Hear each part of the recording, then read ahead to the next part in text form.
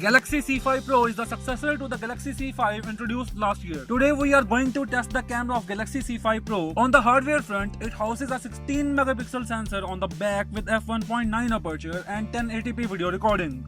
On the front, it uses 16 megapixel sensor with f1.9 aperture, which is the only difference it makes with the C5 from 2016 in terms of camera, at least on the paper. So if you are watching this review for Galaxy C5, take it for the rear camera of Galaxy C5 also. Opening the camera, we are encountered by a well-known interface from Samsung. While tapping for focus, it gives you exposure control and shutter is quick after focusing. Swiping from right side gives you access to different modes, while swiping from left gives you various scenes.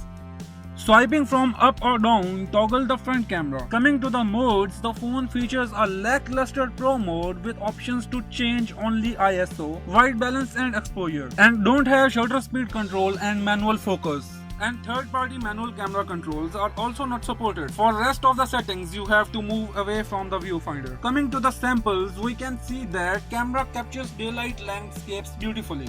They have good details and contrast, but dynamic range is on the low side. Colors are punchy but a little far from true. Sometimes camera tends to produce cooler picture with washed out colors when shot against light. Camera also tends to overexpose in some cases. 16 megapixel resolution provide plenty of details like in this picture. Macro shots are very good. The f1.9 aperture provides very pleasing depth of field and details are on point.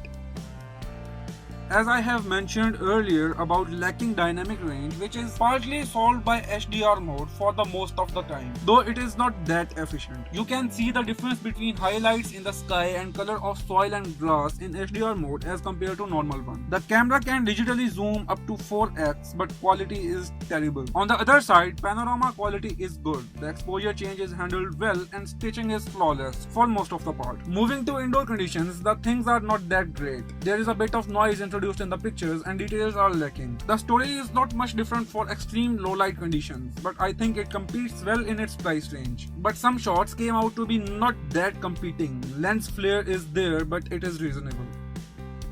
There is a night mode in the camera which can result in a brighter image but with more noise. In some night shots I got good amount of details, but using the dual tone flash makes the things better for portraits and close-ups.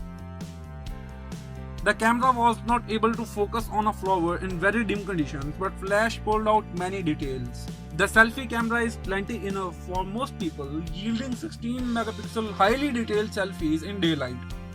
Low light selfies are also above average. In very dim conditions, the screen flash come to be handy, in which screen turns white on its full brightness, acting as a flash for extreme low light conditions. It gathered more detail in my beard when front facing flash was triggered, but background was left dark and noisy. Video output maximizes at 1080p with no stabilization, but video output is very good when I was not walking.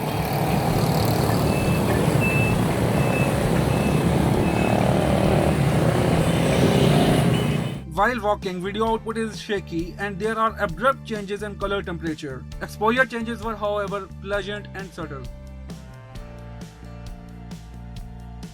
Autofocusing didn't work for me, so I have to tap to focus on a particular subject. Front-facing video output is washed out in colors, but details are good, and exposure changes were also satisfying in this case.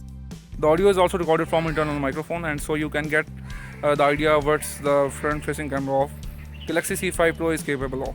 However, low-light video output from front-facing camera was blurry and noisy, but far better than most of the front-facing cameras in this price range. The Galaxy C5 Pro delivers a phenomenal camera performance in its price category. It takes impressive landscapes and bears above-average low-light performance, but lack of efficient focusing system and manual camera controls make it a tough buy for a professional camera enthusiast like me. Keep in touch with Mr. Tech for latest tech videos by subscribing me. This is Shahbaz, the Mr. Tech signing off. Allah Hafiz.